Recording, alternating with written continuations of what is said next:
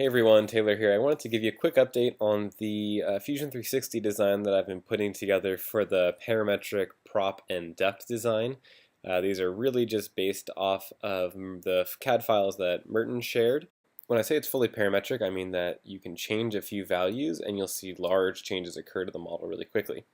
So to change these variables or parameters, you can go to the Change Parameters menu from within the Modify drop-down menu. And I've favorited some parameters over here that you can tweak.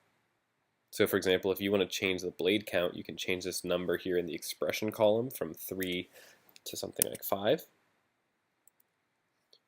And we should see everything update there. We can change it back to 3. There's another parameter, for example, duct gap. This is the spacing between the inner surface of the duct and the outermost surface of the prop blade.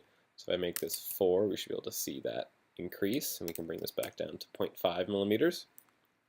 And then there's this parameter, outer profile distance, which is really when I'm drawing the outer profile for the prop, and that is here, the distance that this plane is away from the middle, that central axis there. So right now this is 50 millimeters, so if I change this, it'll not only make the props larger, but it'll make the duct larger as well, sort of all controlled at once. So I can make this 70, and we should see everything grow.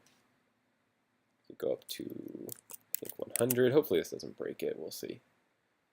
Cool. So it's working pretty well. So let me drop it back down to 50. All right. So everything seems to be working there. And there you have it. I can walk through quickly the timeline to show you how this was made. So hopefully this won't take too long. So for the prop, I have a profile here for the back, I have an offset plane, and then I'm creating a profile for the front and lofting between them. Let me hide those sketches. I'm then able to create another sketch, and this is really driving where the profile planes live for the blades, so they're at these slight angles. So if I wanted to change these, I can edit the sketch. I can change the angle that this plane is at, or this plane, and that distance. You'll see here it says function 50.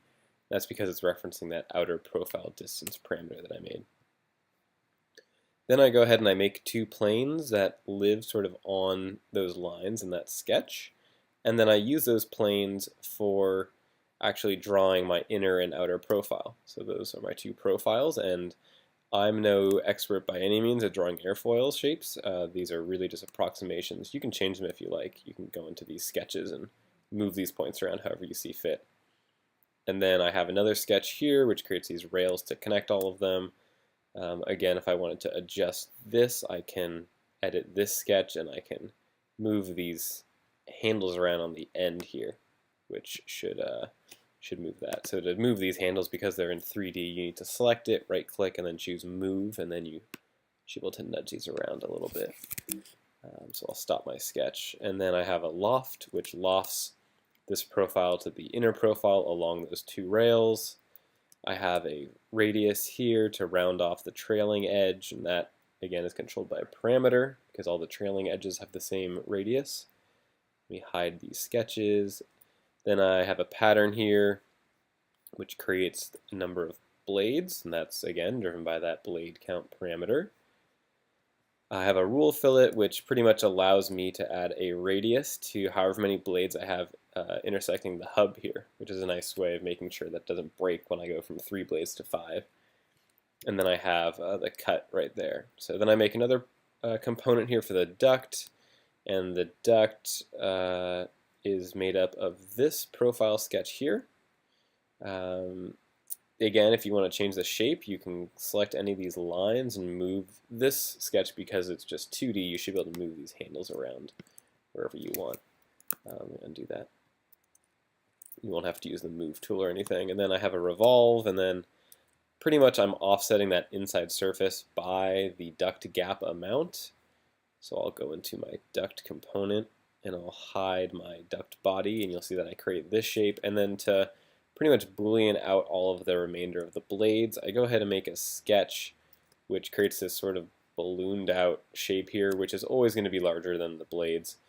And then I stitch those together and then Boolean subtract the two, and it actually throws away that sort of balloon shape that I have. And then here's the duct left over, and then I have a radius here, again, that trailing edge radius being applied to the back of the duct. And then, let's see here, I have another sketch. This sketch is the inner profile. This I just sort of tried to match the angle here, the taper of the inner hub, so I have this being collinear at some distance. If you want to change this, you can hop into the sketch and change, the separation here or the length. Then that just gets revolved around. And then I have one other sketch here, which is for the strut. The profile is just sort of this teardrop shape. If you want to move it, you can move it around. It's just sort of randomly in that position.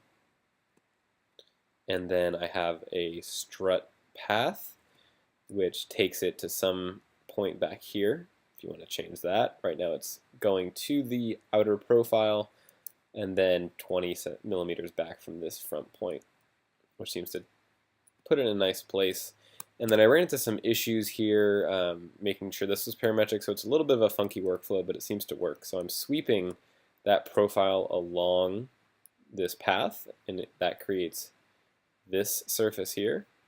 And then I create some additional surfaces, and then I go ahead and trim all these surfaces and patch it all up, and then when I stitch it, I'm left with this solid body of just one strut, which perfectly matches up with the inner hub here.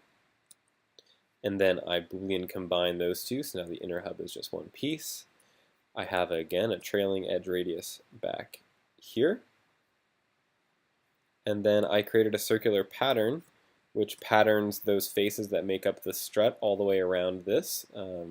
That's not parametrically driven, but if you want to change it, you can just change this number here. And then lastly, I combine that with the outer duct shape to make sure that we have one solid piece. If you wanted to, you could probably add a rule fillet or something to add a radius to all of these edges where they meet. But yeah, there you have it. This is the Fusion 360 design up to this point.